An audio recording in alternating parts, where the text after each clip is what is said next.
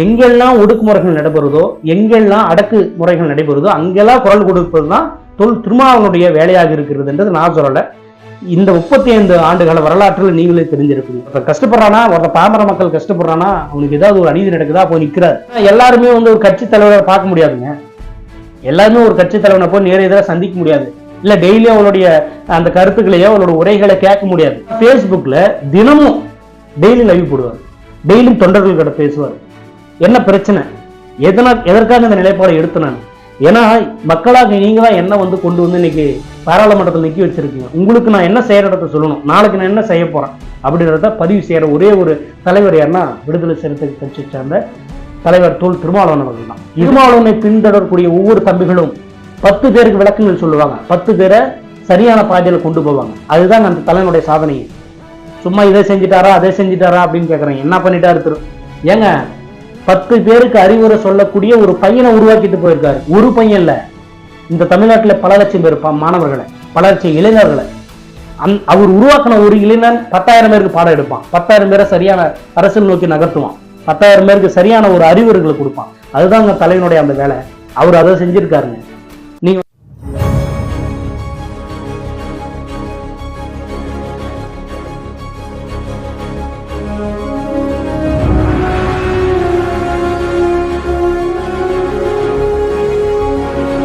இப்ப சமீப காலத்திற்கு முன்னாடி தமிழக அரசு எஸ்சி பட்டியலுக்கு ஒரு 18% இடஒதுக்கீடு கொடுத்திருக்காங்க. அது உங்களுக்கு எல்லாமே தெரியும். இந்த 18%த்துல 3% அறிஞர்கள் கொடுக்கப்பட்டு மீதி 15% எஸ்சி பட்டியலில் இருக்கக்கூடிய மற்ற 76 சாதிகளும் அனுபவிக்கிற நிகழ்வுகளை பார்த்திருப்போம். இப்ப என்னன்னா, இப்ப உச்சநீதிமன்றத்தில் ரொம்ப நாட்களாக ஒரு மனு, அது ஒரு வழக்கு பதிவு செஞ்சு அந்த வழக்குக்கு உண்டான தீர்ப்பு இப்ப சமீப காலமா வந்தது. உண்மையாலுமே 2009ஆம் ஆண்டு கொடுக்கப்பட்ட அந்த 3% உள்ஒதுக்கீடு செல்லும் அப்படின்னு உச்சநீதிமன்றம் சொல்லிட்டாங்க. சரி, ஓகே, அது வரவேற்கத்தக்கது, எல்லாருமே வரவேற்கிறோம். அதே போலவே அறிஞர்களுக்கு கொடுக்கப்பட்டது மாதிரி ஒவ்வொரு மாநிலத்திலும் இருக்கக்கூடிய அந்த ஷெட்யூல் காஸ்ட்ல பிரிக்கக்கூடிய ஒவ்வொரு சாதிக்கும் உள்ஒதுக்கீடு கொடுக்குறேன்னு நினைச்சா கொடுக்கலாம், அது மாநில அரசுக்கு அதிகாரம் உள்ளது அப்படின்ட்டு ஒரு தீர்ப்பு சொல்லியிருந்தாங்க. இது 2வது தீர்ப்பு. 3வது என்ன சொன்னாங்க, எஸ்சி பட்டியலில் கிரிமி லேயரை அறிமுகப்படுத்தணும் அப்படின்னு சொல்லிட்டாங்க. கிரிமி லேயர் அப்படின்னா என்னன்னு உங்களுக்கு தெரியும். ஏற்கனவே பிசி பிரிவுக்கு இருக்கு, அதாவது இந்திய அளவில் பார்த்தா ஓபிசி பிரிவுன்னு ஒன்று இருக்கு. ஓபிசி இன்னைக்கு இருக்கிற நம்ம மாநிலத்தில் இருக்கக்கூடிய எம்பிசி பிசி தான் ஒட்டுமொத்தமா இந்திய அளவில் பார்த்தா ஓபிசின்னு சொல்றோம்.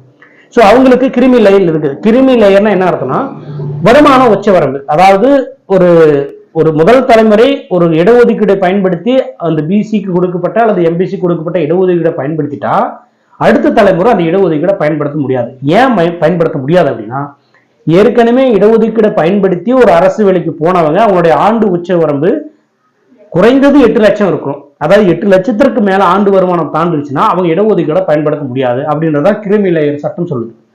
அந்த கிரிமி லேயரை எஸ்சி மக்களுக்கும் கொண்டு வரலாம் அப்படின்னு உச்சநீதிமன்றம் தீர்ப்பு சொல்லுது.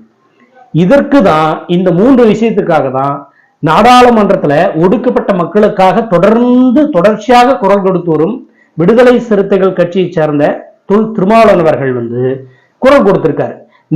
நீங்க சொல்லக்கூடிய அந்த அறிஞர்களுக்கு கொடுக்கப்பட்ட அந்த 3% உள்ஒதுக்கீடு அந்த இது அந்த சட்டம் செல்லும் அப்படின்ற தீர்ப்பை நாங்க வரவேற்கிறோம். அதே மாதிரி ஒவ்வொரு மாநிலத்திலுமே உள்ஒதுக்கீடுக்கு ஒவ்வொரு மாநிலமும் உள்ஒதுக்கீடை தங்களுக்கு தகுந்த மாதிரி பிரிச்சுக்கலாம், உள்ஒதுக்கீடை கொடுக்கலாம் அப்படின்னு மாநில அரசுக்கு அதிகாரம் உண்டு.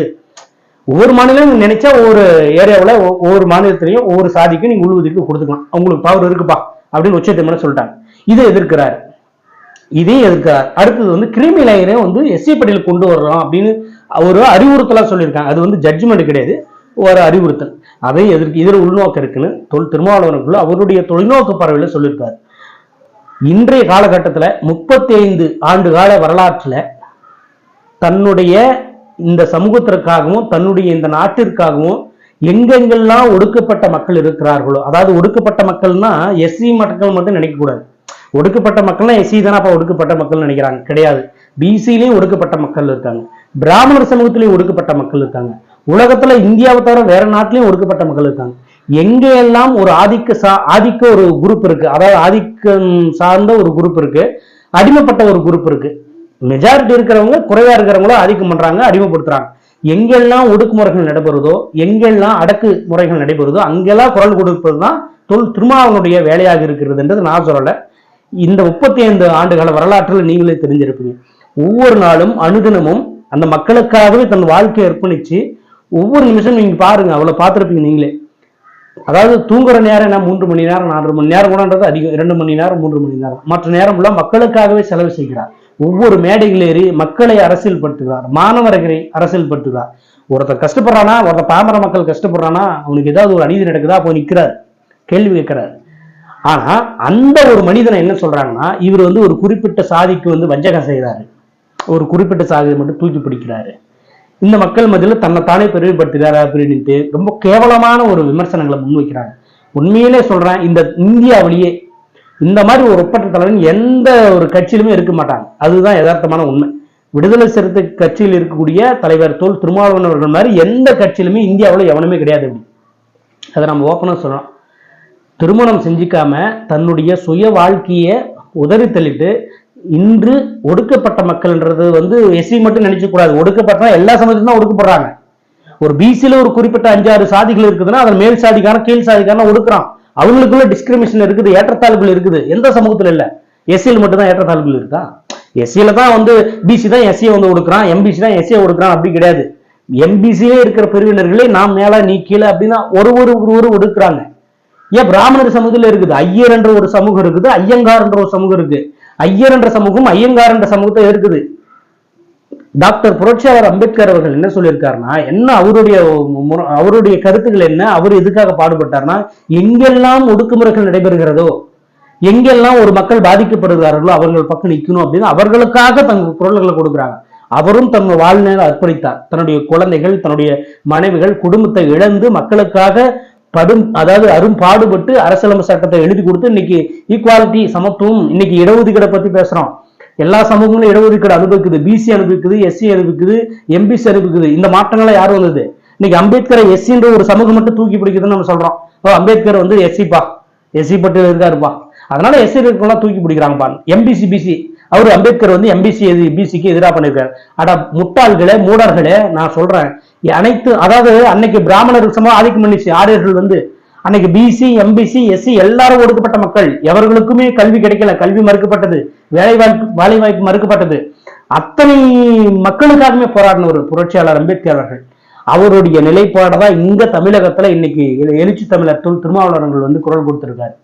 இந்திய அளவில் அன்றைக்கு எப்படி அம்பேத்கர் அவர்கள் பாடுபட்டு இந்த மக்கள், வஞ்சிக்கப்பட்ட மக்கள், அது எஸ்சியா இருந்தா என்ன, பிசியா இருந்தானே, எம்பிசியா இருந்தாலும் எந்த மக்களா இருந்தாலும் சரி, ஒடுக்கப்பட்ட மக்கள், அவர் வலிமை, அதாவது பொருளாதார ரீதியாக பின்தங்கிய மக்கள், சமூக ரீதியாக அடக்குமுறைக்கு உள்ளான மக்கள், அந்த மக்களை தூக்கி பிடிக்கின்றக்காக தான் அரசியலமைப்பு சட்டத்தை எழுதி கொடுத்து அனைவருக்குமான ஈக்குவாலிட்டி, சமத்துவமான ஒரு சட்டத்தை கொண்டு வந்திருக்கு. இதுதான் யதார்த்தமான உண்மை. அதை தான் இன்னைக்கு திருமாவளவர்கள் பதிவு செய்யறாரு. 3% உள்ஒதுக்கீடு கொடுத்துதான் அவர் எதிர்க்கல. எந்த இடத்துலயுமே அவருக்கு வந்து ஏப்பா பறையருக்கு கொடுக்கப்பட்ட அந்த ஒதுக்கீடு ஏப்பா அநீதி கொடுத்துன்னு அவர் கேட்கல. பறையர் அதாவது எஸ்சி பட்டியலில் இருக்கக்கூடிய அருந்ததியர்கள் வந்து ரொம்ப பின்தங்கி இருக்காங்க. இப்ப நாம எப்படி சொல்றோம், இப்ப எஸ்சி பிசி எம்பிசி, பிசி எம்பிசியோட எஸ்சி ரொம்ப ஒடுக்குமுறைகளுக்காக இடஒதுக்கீடு வந்து அவங்களுக்கு ஒரு இடத்த கொண்டு போனோம். இப்ப பிராமணர்கள் அனுபவிச்சாங்கப்பா. பிராமணர்கள் அல்லாத மக்கள் என்ன பண்ணாங்க, பிசி எம்பிசி எஸ்சி எல்லாம் எதுவுமே அனுபவிக்கல. கல்வி அவங்க மறுக்கப்பட்டது, வேலைவாய்ப்பு மறுக்கப்பட்டது. ஸோ அவங்களுக்காக இடஒதுக்கீடு கொண்டு போய் கொஞ்சம் கொஞ்சமாக தூக்கி விடலாங்க. அதே மாதிரிதான் எஸ்சியிலுமே, எஸ்சியில் இருக்கக்கூடிய அந்த அருந்ததியர் மக்கள் ரொம்ப பின்தங்கி இருந்தாங்க. எஸ்சியில பறையர் இருக்கு, ஆதி திராவிடர் இருக்குது, எண்ணற்ற சாதிகள் இருக்கு. அந்த சாதிகள்லையுமே அந்த அருந்ததியர்கள் மட்டும் ரொம்ப ஒண்ணுமே பின்தங்கி இருக்காங்களே, அரசியல் அறிவிட்டு இருக்காங்களா, ஒரு கல்வி இல்லாம இருக்காங்களா, ஒரு வேலை வாய்ப்பு இல்லாம இருக்காங்களா, அதிகாரம் இல்லாம இருக்காங்க அப்படின்னு. சோ கண்டிப்பாக அவங்களை தூக்கி விடுறதுக்காக அந்த எஸ்சி பட்டியல் உள்ஒதுக்கீடும் கொடுக்கப்பட்டது. அதற்காக ஆதரிச்சார் அவர். எந்த ஒரு அரசியல் ஆதாயமும் கிடையாது. அரசியல் ஆதாயம் தேடும் நினைச்சிருந்தா திருமாவளவன் அவர்கள் இன்னைக்கு பிஜேபி கூட சேர்ந்திருக்கான். இன்னைக்கு பிஜேபியில சேர்ந்திருந்தா இன்னைக்கு மினிஸ்டர் போஸ்டிங், இந்திய அளவில் இந்திய மினிஸ்டர் ஒரு போஸ்டிங் கொடுத்திருப்பாங்க. ஆனா இன்றைய வரையுமே இந்தியாவிலேயே பிஜேபியாக நேர் எதிராக ரொம்ப துணிச்சலா எதிர்க்கிற ஒரே ஒரு தலைவர் யாருன்னா விடுதலை சிறுத்தை கட்சியை சேர்ந்த திருமாவளவன் அவர்கள் தான். வேற யாரை சொல்லுங்க பார்க்கலாம். டிஎம்கே இருக்கட்டும், ஏடிஎம்கே இருக்கட்டும், ஏன் இப்ப கத்துறாரு நாம் தமிழர் கட்சியை சேர்ந்த சீமான் அவர்கள் என்ன அப்படி பிஜேபி எதிர்க்கிறாரு? நீங்கெல்லாம் சொல்றீங்க அப்படியே திருமாவளவன் வந்து இந்த சாதிக்காக பண்றாரு, அருந்ததியர் கொடுக்கப்பட்ட உள்ளுதவிக்கு எதிர்க்கிறாரு, அவருடைய அரசியல் லாபத்துக்காக செய்யறாங்க. அவருடைய அரசியல் அறிவை புரிஞ்ச எந்த ஒரு அதாவது சொல்ற எந்த ஒரு அறிவாளிகளும் பேச மாட்டாங்க. தற்கூரிகள் தான் பேசுவாங்க. அரசியலை பத்தி தெரியாதவங்க தான் பேசுவாங்க. ஒரு சாமானிய மனிதன் சாதாரண ஒருத்தன் கூட சில விஷயங்களை பார்க்கும்போது, சில பேட்டிகளை பார்க்கும்போது இது தவறு இது சரின்னு புரிஞ்சுக்குவான். ஆனா அந்த நாம் தமிழர் கட்சியை சேர்ந்து அந்த அந்த கட்சியின் பின்னாடி போறாங்க பாரு, அவங்க எல்லாம் ரொம்ப அடிமுட்டாள்கள். ஆக்ரோஷமா பேசிட்டா நானா பெரிய ஆளு, நீங்க போங்கடா போங்கடா சுத்துங்கடா அப்படியே நெஞ்சை முழுத்துங்கடா, நம்மளாம் பறையண்டா அது கெத்தா சொல்லுங்கடா. இப்படி இது அவங்கள உசு பேப்பர் வேலை. இன்னைக்கு அரசியல் களம் என்பது விவேகமான செயல்பாடு. சும்மா நீ ஆக்ரோஷமா பேசி இளைய தலைமுறையை தூண்டி எழுப்பலாம். நாளடைவில் போக போக அவங்க விவேகங்கள் ஆறும்போது, சில கருத்துக்களை தெரியும் போது அவங்களே உன்னை தூக்கி எறிஞ்சிட்டு போவாங்க. இதுதான் யதார்த்தமான உண்மை. திருமாவளவன் அவர்கள் தொலைநோக்கு, அவர் இருக்கிற அரசியல் வேறங்க. நீங்க அவரை குறை சொல்றீங்க எல்லாரும் சேர்ந்து. அவரை தயவு செஞ்சு அவரை யாரு அவருடைய அன்றாட வாழ்க்கையை பின்தொடர்ந்து பாருங்க. ஒவ்வொரு நாள் இவர் என்ன பண்ணாரு, டெய்லி பேஸ்புக்ல லைவ் போடுவார். அவருடைய கருத்துக்களை அந்த தொண்டர்களுக்கு பதிவு செய்வார். இன்னைக்கு நான் என்ன நிலைப்பாடுல இருக்கேன், அவருடைய கருத்துக்களை எந்த தலைவன் அப்படி சொல்றான்? இந்தியாவிலேயே எந்த தலைவர் தன்னுடைய கட்சி சேர்ந்தவங்களுக்கு தினமும் லைவ்ல போயிட்டு அவங்களுக்கு, ஏன்னா எல்லாருமே ஒரு கட்சி தலைவரை பார்க்க முடியாதுங்க. எல்லாருமே ஒரு கட்சி தலைவனை போய் நேர எதிராக சந்திக்க முடியாது. இல்ல டெய்லியும் அவளுடைய அந்த கருத்துக்களையோ அவளோட உரைகளை கேட்க முடியாது. ஆனா இந்த மனுஷன் கண்டிப்பா நம்மளை எதிர்பார்த்து நம்ம தொண்டர்கள் இருப்பாங்க அப்படின்றதுக்காக இரவு முழிக்கும் வேலை செஞ்சுட்டு நைட்ல லைவ் போடுவாரு, போட்டு தொண்டர்கள் கிட்ட பேசுவாரு. எந்த தலைவன் பேசியிருக்கான்னு சொல்லு? டிஎம்கேல எந்த தலைவராக பேசியிருக்காங்களா? இல்ல ஏடிஎம்கேல எந்த தலைவராக பேசியிருக்காங்களா? இல்ல பிஜேபிலையோ நாம் தமிழ் வச்சா பேசியிருக்காங்களா? ஒரு மேடைன்னு உருவாக்குனா அங்க ஒரு குறிப்பிட்ட மக்களை கூட்டிட்டு அங்க அப்படியே பேசுவாங்க. அது ஒரு மீடியா பிரபலப்படுத்தும். அந்த மாதிரி நிகழ்வுகளை தான் பார்த்துருப்பீங்க. ஆனா பேஸ்புக்ல தினமும் டெய்லி லைவ் போடுவார், டெய்லியும் தொண்டர்கள் கிட்ட பேசுவார். என்ன பிரச்சனை? எதற்காக இந்த நிலைப்பாடை எடுத்தேன்? ஏன்னா மக்களாக நீங்க தான் என்ன கொண்டு இன்னைக்கு பாராளுமன்றத்தில் நிக்க வச்சிருக்கீங்க. உங்களுக்கு நான் என்ன செய்யறத சொல்லணும், நாளைக்கு நான் என்ன செய்ய போறேன் அப்படின்றத பதிவு செய்யற ஒரே ஒரு தலைவர் யாருன்னா விடுதலை சிறுத்தைகள் கட்சியை சார்ந்த தலைவர் தொல் திருமாவளவன் அவர்கள் தான். இதை யாராவது மறுக்க முடியுமா? அவரை போய் நீங்க இந்த குறிப்பிட்ட சாதிக்காக செய்யறாரு அப்படின்னு சொல்றேன்னா பொறாமையின் உச்சம் அது. இன்னைக்கு சிறப்பாக வளர்ந்துட்டு வர்றாரு அவரு. அனைத்து சமூக மக்களிடமே ஒரு நற்பெயர் எடுத்துட்டு வராரு. அனைத்து சமூக மக்களுக்குமான தலைவரா உருவாகிட்டு வராரு. பிசியில ஒரு பிரச்சனை நடக்குதா அப்ப நிக்கிறாரு. ஏங்க ஓபிசிக்கு அங்க அதான் அந்த இடஒதுக்கீடுல பிரச்சனை எல்லாம் குரல் கொடுக்குறாருங்க. அந்த உச்சவரம்ப ஒரு மெடிக்கல் சீட்ல ஒருத்தர் மெடிக்கல் சீட் இருக்குன்னா ஓபிசில அந்த உச்சவரம்பு இருக்கிற வருமான உச்சவரம்பு, அதற்கு எதிராக குரல் கொடுத்து அந்த உச்சவரம்பு அதிகரிச்சு சேர்ந்து தொல் திருமாவளவன் அவர்கள் யாரு செஞ்சாங்க? அன்புமணி செஞ்சாரா? கிடையாது. வரலாறு எடுத்து பாருங்க, அங்க இருக்கிற அந்த பதிவுகளை எடுத்து பாருங்க, அந்த உரையினுடைய நிகழ்வுகளை எடுத்து பாருங்க, உங்களுக்கு தெரியும். ஒவ்வொரு தொடர்ச்சியாக ஓபிசி மக்களுக்காக இருக்கட்டும், சிறுபான்மையினர் மக்களுக்காக இருக்கட்டும், எஸ்சி மக்களுக்காக இருக்கட்டும், அனைவருக்குமாக எஸ்டி மக்களுக்காக இருக்கட்டும், எல்லாத்துக்குமே குரல் கொடுக்கிற திருமாவளவன் அவர்கள். அவரை நீங்க இப்படி சொல்லிட்டு போனா நாங்க என்ன அமைதியா இருப்போம்னு நினைக்கிறீங்களா? ஏங்க அவரை பத்தி எங்களுக்கு தெரியுங்க. நாங்க ஒவ்வொரு தினமும் அவரை வாட்ச் பண்ணிட்டு இருக்கோம். எங்களுக்கு தெரியும் அவருடைய செயல்பாடுகள் என்னன்னு. மற்ற தற்கூரிகள் போய் நீங்க யாரை ஏமாத்துறீங்கன்னு ஏமாத்துங்க. தான் நாம் தமிழர் கட்சின்னு ஒண்ணு இருக்குல்ல, சும்மா உட்காந்து மக்களை ஆக்ரோஷமா பேசிட்டு வாடா போடான்னு போயிட்டு கோத்தாங்க அம்மான்னு கேட்டு போயிட்டா உடனே உசு பேத்துற மாதிரி பேசிட்டு அப்படியே ஒரு மிகப்பெரிய தலைவர் எல்லாத்தையும் எடுத்து கேள்வி கேட்கிறாரு, ஆளுங்கட்சியே எடுத்து கேள்வி கேட்கிறாருன்னு.